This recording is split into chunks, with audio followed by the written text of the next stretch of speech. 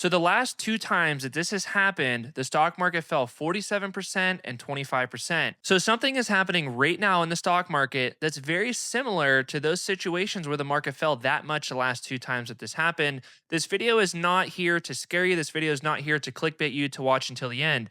I'm an investor. I'm here to make money. I know that you're here to make money. So I'm going to lay out the facts of what's happening right now in the economy and what's happening right now in the stock market to try to figure out, is the stock market going to crash 40%? Is it going to keep going up? Maybe it's going to crash even more than 40%. We're going to break it all down to figure out what we should do right now in our portfolios. So let's dive in. All right, so here's that same chart. So going back to 1999, this is when the stock market fell 47%. This is for the S&P 500.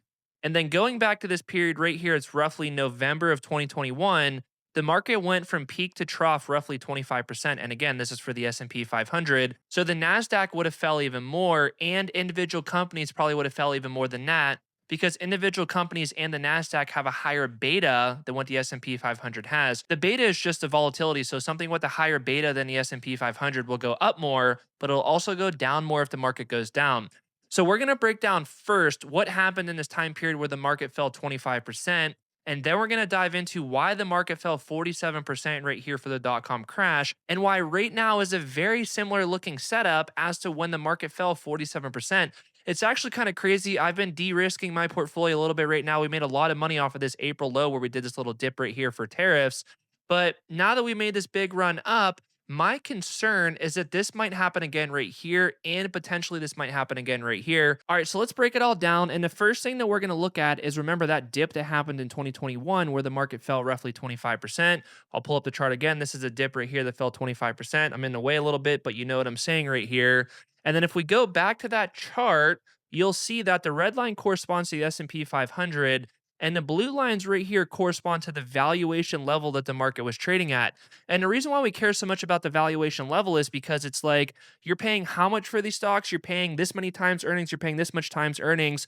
It's basically just how expensive the stock market actually is. So it's no surprise that when the market went down in 2021 and 2022, 25%, the valuation of the market was at a historically high level. So the PE ratio of the S&P was roughly 21 in this time period right here.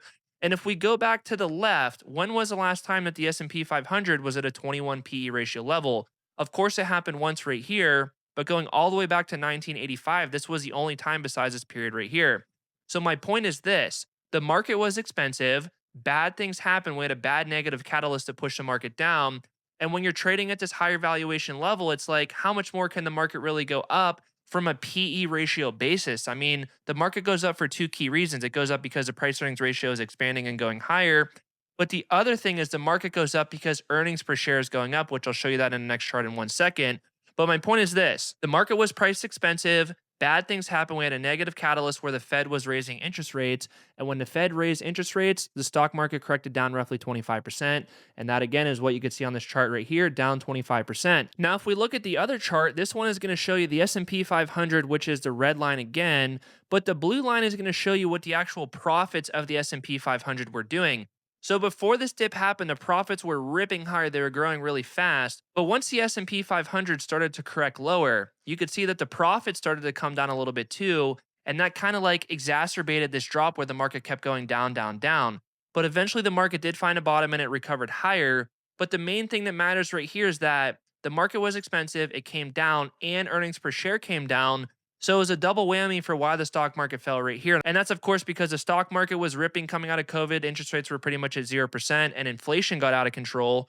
When inflation got out of control, the Fed raised rates. When the Fed raised rates, the market went down. So that was the negative catalyst that happened right there. But I guess the point that I'm getting at is this: if the S&P 500 was trading at a lower price earnings ratio level, maybe at a level of, was it 21 up here? Maybe if it was at a level of like 10 or 15, the market wouldn't have fell this much. The market wouldn't have went down 25% because it wouldn't be pricing in perfection at that time. Like when we're trading at a higher valuation level, like 20 or higher for the PE, that's essentially pricing in perfection. And if we get perfection, yeah, the market's going to probably keep going higher. But if we don't get perfection when perfection is priced in, the market's going to get whacked. And you could see this earnings season that we're having right now. A lot of stocks are reporting really good earnings, but companies that aren't reporting perfect earnings, they're getting crushed and they're going down a lot. It's kind of like this expectation versus reality thing. All right, so enough on this 25% drop. Let's go to the 47% drop. And then I'm going to bring it all back together to figure out what's going to happen right now, where the market's at right now at this higher valuation level. So 47.94% peak to trough for the S&P 500. And you could guess it, this was in a dot-com crash. Now let's see what the actual market was trading at during that dot-com crash. And if we go to the chart, you can see the S&P was somewhere around 24 to 25 for the PE ratio level. We haven't seen a price earnings ratio level that high in this whole entire history of the chart since 1985. But you could guess looking to the right, we are up here around 23, which is very close to 24 to 25 over here.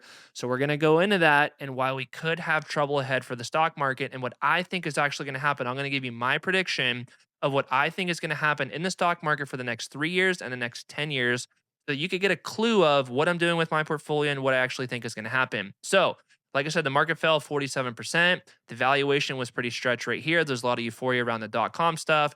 There was all these companies that weren't even making money, anything with the dot-com behind a name. It's like, oh yeah, we're going to go buy that stock and just put our money behind it. Why did you buy the stock? I don't know, just because it's going up, up, up, and that's what the cool thing to do was. So the price earnings ratio level from the beginning of the 90s went from a valuation of 10 all the way to 25, like I said. So a lot of PE ratio expansion that happened right here.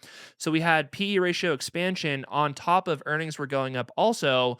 So that's why this time period, the market made a massive move higher. And if I just plot that on a chart going from like 1994 to the top, I mean, that right there, the market went up like 237%. So that was a pretty big move that the market did just since 1994. But again, a lot of that was because the market was just naturally becoming more and more expensive. It wasn't necessarily because earnings were going way up, because remember, these were the dot-com companies. They weren't even making that much money back then. So the market had a blow off top, the valuation level was high, and the market crashed. Now, if we go to this chart right here and take a look at what the earnings per share did, again, the market fell, the earnings per share went down a little bit. And when earnings per share goes down at a time that the market is expensive, that's a double whammy for the market to fall quite a bit right there. And that's exactly what happened. The market fell almost 50%, and that was a pretty bad drop. Now, if we go back and look at the chart, it's going to be like, geez, the market is ripping so high right now. And it's like, man, we fell 25% here when the PE ratio was at like 21, and we fell 47% here when the PE ratio was at 25. And our PE ratio that we're at right now is roughly 23-ish. So it's like, it's a little bit more than what it was right here, but it's a little bit less than what it was right here. So if we just want to think kind of logically about this, and of course this is speculation, but it's like if we get a negative catalyst, and yes, I know we have this AI stuff and companies are making a lot of money and the efficiency of AI is really good, but a lot of that is already priced in right now. And if something happens where maybe AI doesn't pan out to be as big as what people think, which again, I think AI is amazing and it's going to help out a lot of companies to be a lot more profitable and a lot more efficient. But maybe the market just got a little bit too far ahead of itself and things are going to correct down. Maybe we have a negative catalyst where Trump puts on more tariffs. Maybe inflation comes back and interest rates are going to stay higher for longer. Whatever happens, happens. But what I'm saying is, if we get a negative catalyst, just something as simple as inflation staying higher for longer and we're going to keep interest rates the same or maybe raise them a little bit to bring inflation down. The market went down 25% right here just for that single reason. So who's to say that the market can't go down 25, 30, even 40% from the levels they're at right now because we're trading at this higher valuation level to start. So the point of this video is this. The market is a little bit expensive. I'm not saying to go sell all your stocks. I'm not saying to go buy put options. I'm not saying to go run for the hills. I am saying this, the next 3 years in the stock market is probably going to be pretty bumpy. I'm not expecting a 20% return this year and 20% the next year and 20% the next year after that. I think that AI is great. I think a lot of this stuff is legitimate. I think that we're going to have humanoid robots. I think we're going to have self-driving cars. But at the end of the day, are really any companies making a lot of money by humanoid robots and self-driving cars right now? The answer is no. Tesla's not really making any money doing it. Waymo is losing money doing that. And there's just a lot of hype and euphoria pricing that stuff in. So when we get a negative catalyst at a time that the market is expensive, expect things to correct down drastically. So right now in my portfolio, I have minimal options leverage right now. I have a lot of stuff long the market. I'm very bullish the market in the long term. But in the short term, I think in the next couple years, we will see a decent sized dip and we are going to have opportunity to capitalize and we're going to have opportunity to buy things a little bit cheaper. Of course, we're going to capitalize with options along the way. We could sell call options when the market's expensive. We could buy put options when the market's expensive. We could simply sell some stocks when we think things are expensive because we made a lot of money off this April 8th dip. And I recently did do that. I started selling my Nvidia shares, I started selling my AMD shares. And it's not that I don't like the companies, but you have to understand that a good company and a good investment are two totally different things. A great company is great, but if you don't get a good valuation level, a good price for that company when you buy it, that was a bad investment. So I trimmed a little bit of Nvidia, I trimmed a little bit of AMD, and I took that money and I bought something else that I think I will make a little bit more money on that in the next couple years. But of course, maybe Nvidia blows earnings out of the water, maybe it's really good, maybe they don't. I just understand that at a time like this, if we look at this on a 100-year time period and we say, look, this chart right here, if we just plot it, hey, if the valuation's at 23, what do you think is going to happen the next couple years in the stock market? Historically speaking, the returns going forward the next couple years, if the valuation level is this high, the returns going forward are not going to be that great. That doesn't mean we're going to crash right away. It just means that eventually the market's going to take a correction or earnings per share is going to go up. Or maybe the market just stays flat and earnings per share catches up. All right, so I'm going to wrap this video up here. If you guys got value from it, definitely go like and subscribe. It helps out the channel a lot. And if you want to go watch another really good video from me breaking down how I do stock options in a very low risk way, check out this video right here, and I'll see you guys there.